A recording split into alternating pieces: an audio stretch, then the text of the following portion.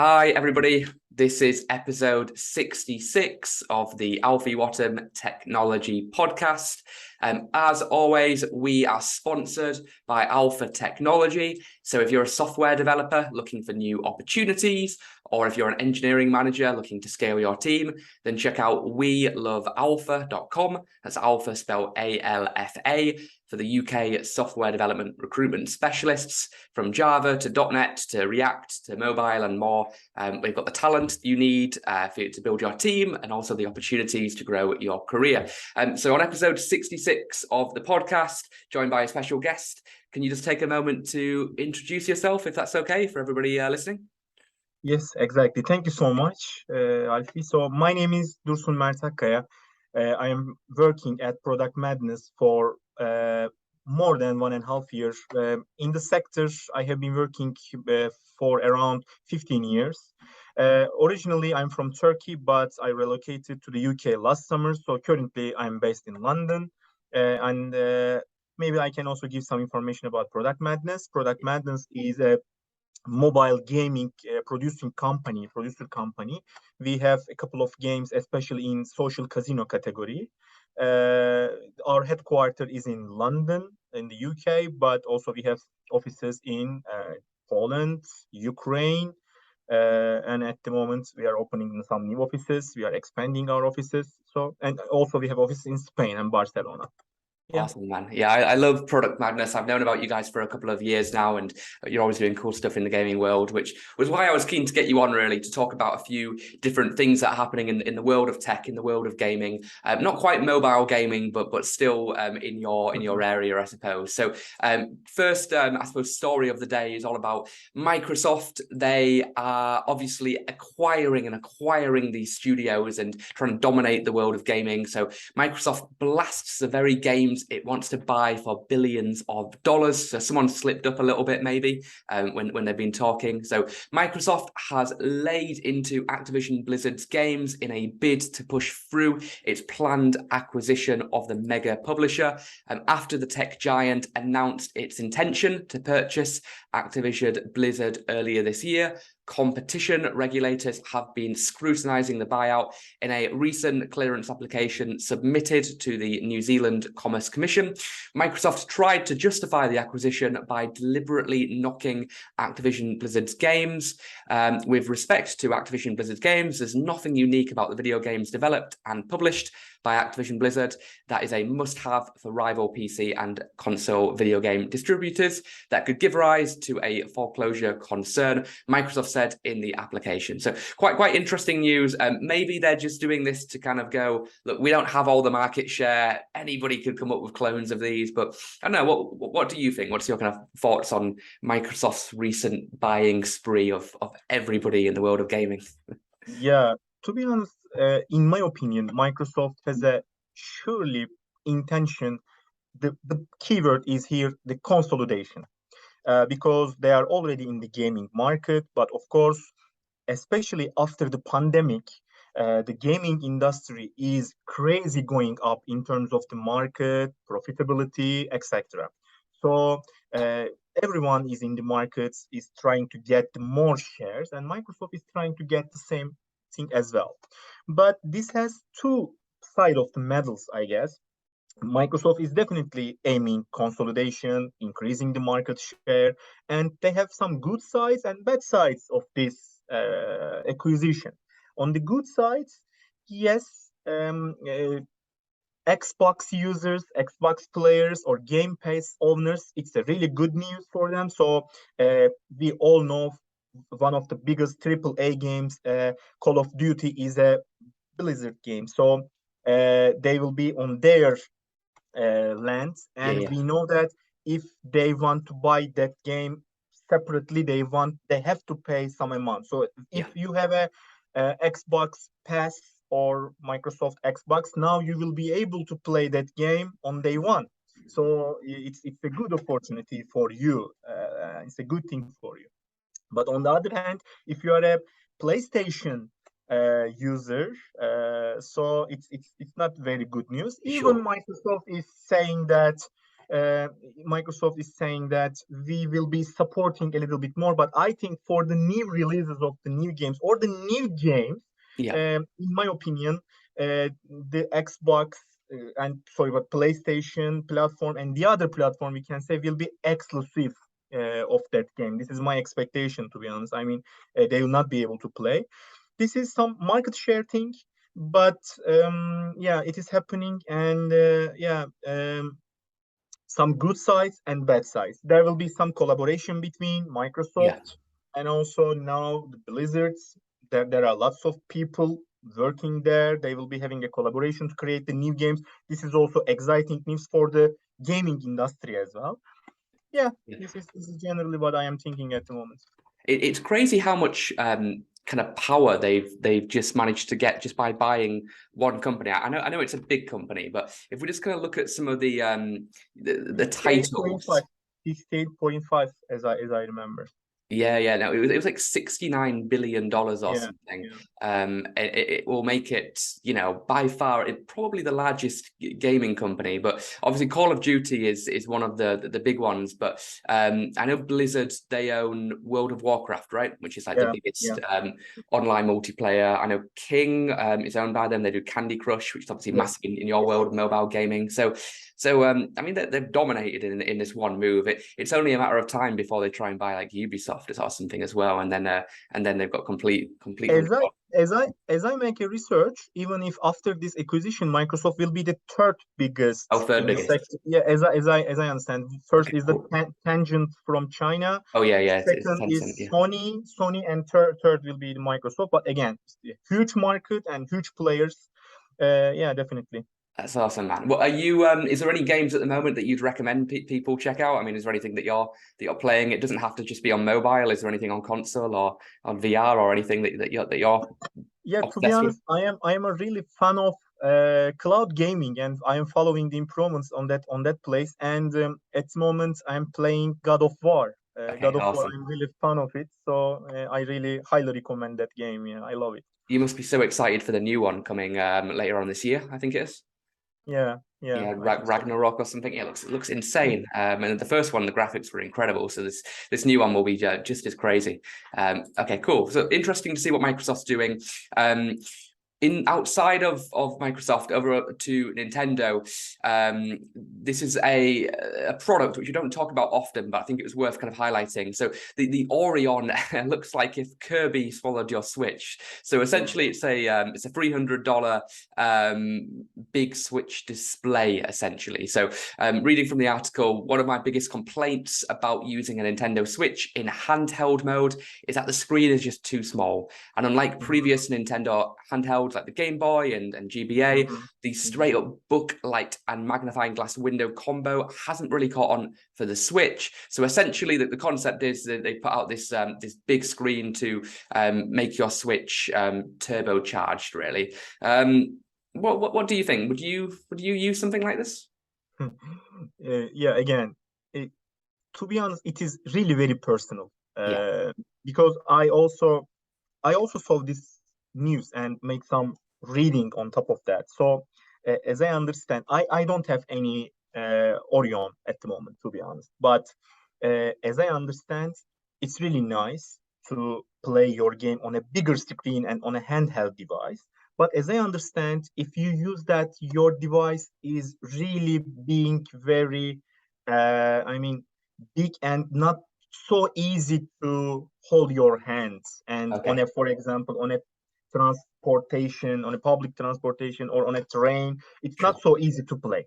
And Okay. it is being weight also is increasing too much. And also when I read some reviews, I saw that the screen resolution and the uh, video quality is not you are getting as expected. So it is the downside.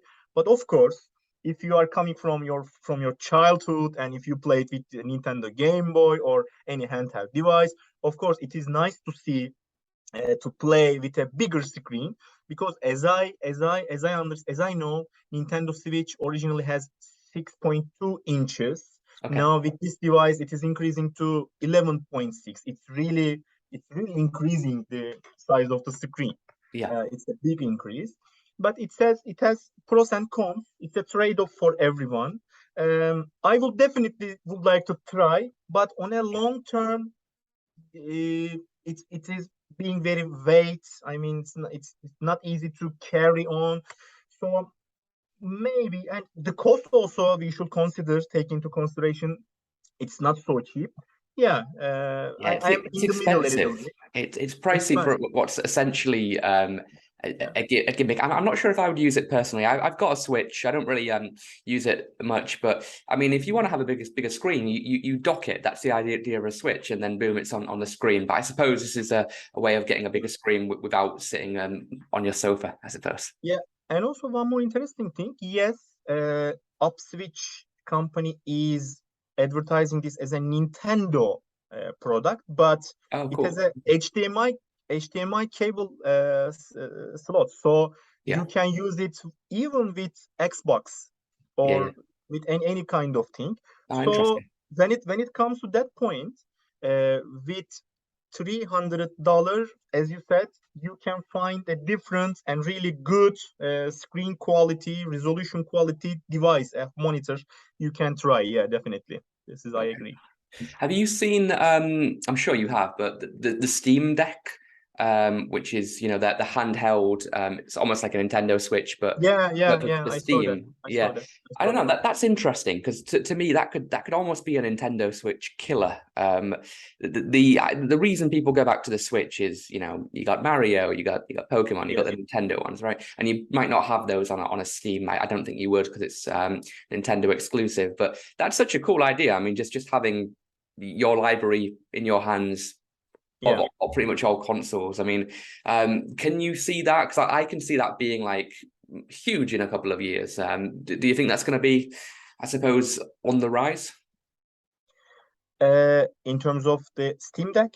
Yeah, well, yeah, it's just that concept, just the idea of being able to play any game anywhere. I mean, Yes, exactly, exactly. I am a fan of it, and I am at the moment currently being playing. I'm a fan of cloud gaming, so definitely, if you have a device which you can connect to somewhere, so you're going to be able to play. yeah. Definitely, of course, after increasing the computing power and the cloud gaming machines, cloud gaming infrastructure, I think it will be possible, and its popularity will increase. This is my expectation. Yeah. Cloud gaming's had an interesting couple of years because you had a big flop with Google Stadia. When I remember talking about that on the show, they made their version of it. It didn't work. It completely went to nothing. I think they've pivoted the business. I think they're using the brand, but I think it's for something else now. But cloud gaming, like it's such a no-brainer. Do you stream from like an Xbox or a PlayStation or a PC then onto your phone? And how do you do it exactly?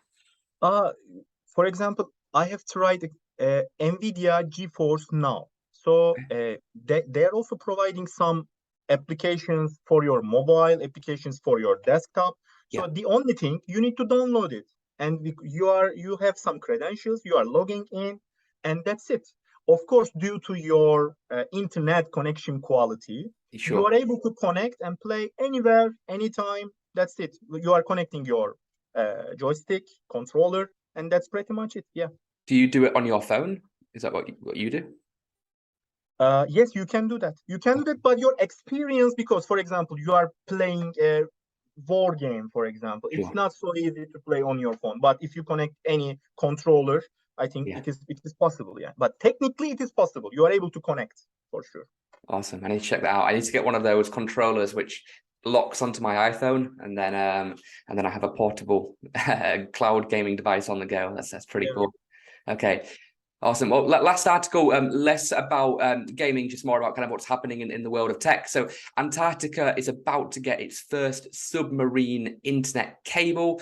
The cable will connect Oceania, South America, and Antarctica. So two infrastructure companies from Chile and Singapore are preparing to build the first submarine internet cable to dock on the shores of Antarctica. The product of a partnership between two companies. It will run 15,000 kilometers from Chile to Australia, with offshoots landing in New Zealand as well, and two islands in the Chilean mainland. Pretty interesting. I've also got a picture of underwater internet cables for those interested. This is what they look like. So most people don't realize, but these are under our oceans. These are connecting the world, you know, going, it's crazy really to think about that. I wonder how hard it would be to scuba dive down there and try and break one of these things Yeah. or something and take down the internet for an entire country. I mean, maybe that's a new version of warfare there that people haven't thought about. But what do you think about Antarctica getting Wi-Fi? Because the comments were mixed. Like some people were going, "It's amazing, we've connected the world." Some people were saying that's like the last part of the world which is untouched, and pretty soon we'll have a Starbucks there. You know, what do you think about this whole thing?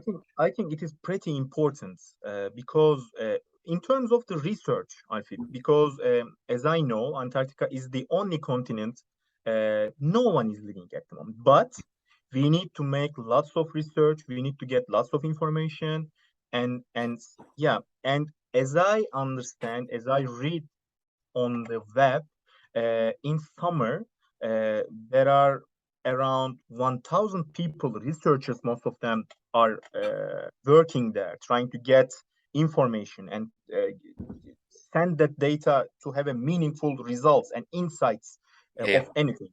And at the moment, again, I read on an article, the internet speed is 5 times worse than International Space Station. Oh, really? So Wow. Oh. it is our continent, but we are not able to give a really high quality internet then. And uh, again, as I read on an article, all the researchers sometimes have to carry some physical device to store their data, hard drive, and storing there. And then when they return back to the continent, I mean the other continent, Europe, Asia, or anything else, Yeah. anywhere else, they have to copy the data from there. So real-time insights, real-time data transfer is really important nowadays to get the best results, have some information, opinion of something we don't know. So I think it is very important, and it will be good if the humans are able to succeed to finish this project. Yeah. I didn't realize how bad the Wi-Fi was over there. All these poor scientists kind of scared to get carrying everything on a thumb drive. That's pretty crazy, man. I suppose it's inevitable, though, isn't it? Like the thing about technology. I was having this conversation with a friend of mine last night at like a meetup event in London. We were saying that it doesn't matter if you're for certain technologies or against them. They're basically inevitable anyway. Like with the rate of adoption, the rate of everything accelerating, the rate of everything growing, it's going to happen. If you can think of an idea for a technology or a tool, it's going to be invented, both good and bad. We just need to try as a culture, steer us in the good direction rather than the bad direction. Yeah, exactly. I agree.